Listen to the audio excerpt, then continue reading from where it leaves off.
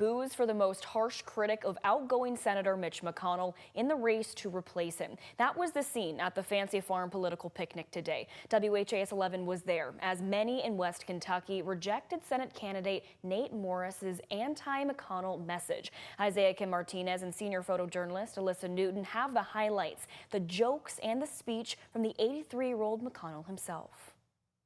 Of the 3 U.S. Senate candidates here at Fancy Farm, Nate Morris, unsurprisingly, got the most personal with his jokes against his opponents, most notably Daniel Cameron, where he again brought up his connection with Senator Mitch McConnell in ways we've yet to hear.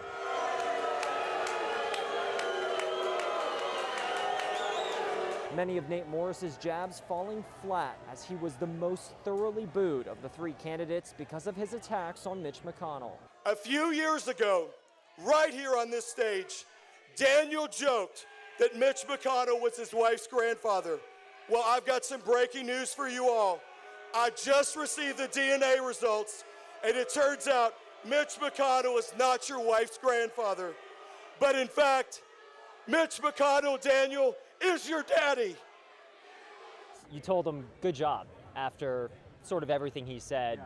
What was going through your mind? Well, I'm a sportsman, man, and I show sportsmanship. It's not something that Nate does. We can be respectful. That's not Nate, but that is me. Now, some would say his campaign reminds him of a fart. It stinks, it's unproductive, and it's a sign that the emitter is full of crap. As Kentuckians, we're all profoundly grateful to people who take it upon themselves to right the wrongs of woke liberals, like the guy who had to reverse radical environmental commitments, eliminate racial DEI policies, and correct a bunch of bad decisions that led to financial ruin.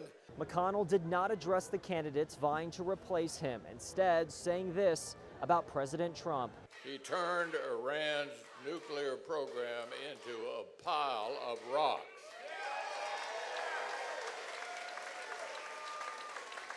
I saw the president last week at the White House. We talked about his decision to bomb Iran and to keep helping Ukraine fight Putin. I told him he made the right call.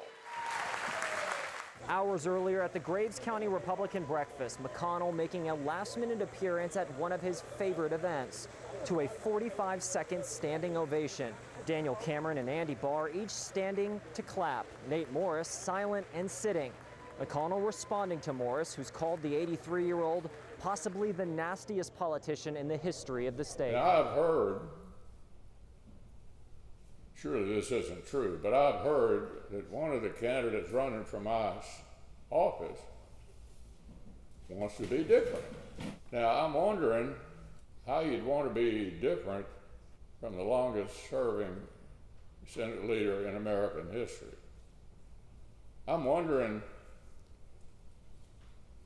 how you'd want to be different in supporting President Trump.